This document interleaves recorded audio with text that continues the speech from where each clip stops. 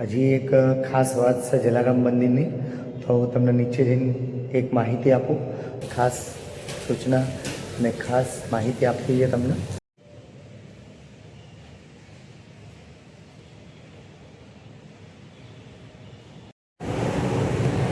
હાય દોસ્તો, good evening. હું અનિલ મકવાણા. મારા પાછળ જોઈ શકો તમે જલારામ મંદિર. ચલો દોસ્તો, જલારામ મંદિરના દર્શન કરાવો. હું પણ કરું, તમને પણ કરાવું, તો જોડાઈ રહેજો બ્લોગની અંદર. બહુ ભવ્ય મંદિર છે જલારામ મંદિર. ના ડીસા હાઈવે ઉપર આવ્યું, મેડિપોલિસ દવાખાના સામે.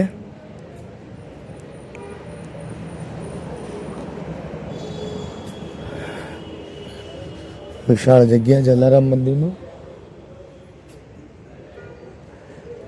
મંદિર ઉપર છે, એરો મારી દે, એરો છે.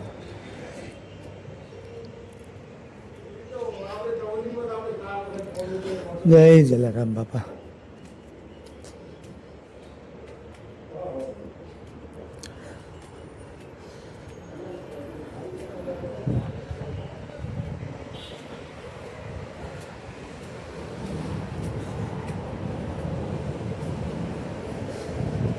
પહેલા દોસ્તો ગણપતિ બાપાના દર્શન કરો.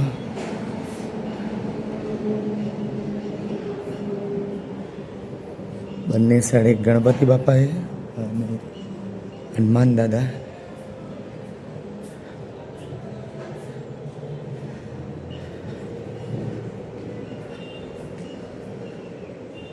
જય જલારામ બાપા. દોસ્તો પહેલી વાર દર્શન કરવા આવ્યો હું અહીંયા પાલનપુરમાં હોવા છતાં. બહુ ભવ્ય મંદિર છે.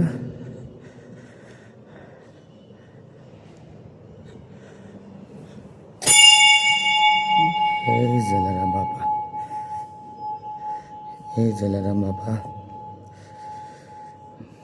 મારી મારા ફેમિલીની મનોકામના પૂરી કરજે બાપા.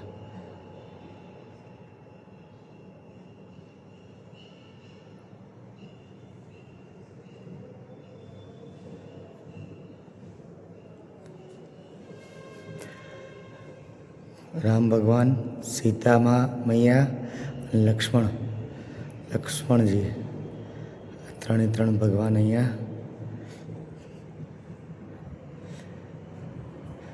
પછી આ કયા છે કમેન્ટ કરજો, મને કોઈ ખબર નહીં કયા ભગવાન છે, કમેન્ટ દ્વારા ચોક્કસ કહેજો દોસ્તો. પછી અંબાજી માતાના દર્શન કરાવું તમને. તમે જોઈ શકો છો બહુ મસ્ત મૂર્તિ અંબાજી માતાની, અંબેમાં. પછી અહીંયા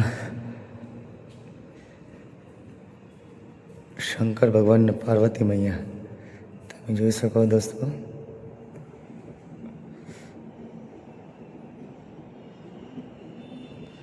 તો ચલો દોસ્તો નીચે જઈને મળીએ. ચલો, હજી એક ખાસ વાત છે જલારામ મંદિરની, તો હું તમને નીચે જઈને એક માહિતી આપું, તો જોડાઈ રહેજો ત્યાં સુધી બ્લોગની અંદર. ચલો નીચે જઈને મળીએ.